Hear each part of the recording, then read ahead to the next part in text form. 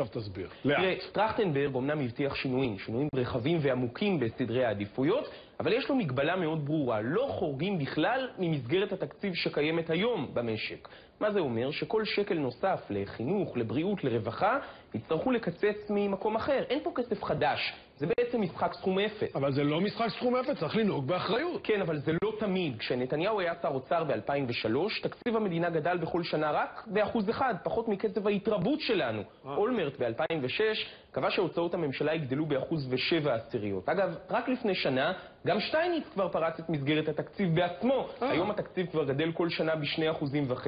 ועדיין לא דיברנו, גיא, על המלחמות ועל תוכנית ההתנתקות ועל גדר ההפרדה, כמובן, כולם אומנו מכסף שבא בנוסף לתקציב. אז אולי המסגרת בעצם לא כל כך קדושה כמו שמספרים לנו. מעניין.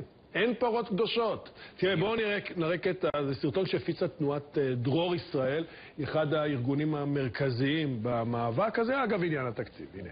רוב תקציב המדינה שלנו מורכב מהמיסים שלנו ומהגירעון. הגירעון הוא ההשקעה של המדינה מעבר להכנסות שלה. גירעון, אתה מוציא יותר ממה שאתה מכניס, זה הסוף שלך.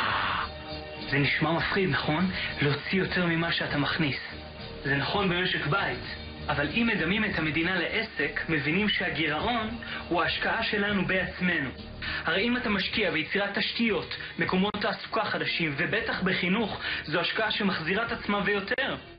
נחמד. היית? מה נחמד? תביא כזה פרשן. אוקיי. עוד דבר קטן, אם אני עדיין הפרשן. את הגירעון אפשר לצמצם הרי בשתי דרכים. או להקטין את הוצאות הממשלה, כמו שנתניהו אוהב לעשות ומציע במשך שנים, או להגדיל את הכנסות המדינה, כדי שיהיה מאיפה להשקיע.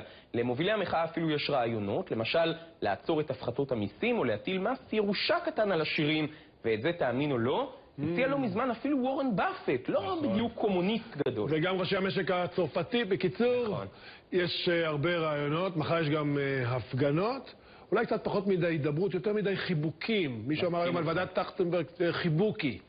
מתן חודרוב, תודה רבה. תודה גיא. ותעבוד על הגירעון.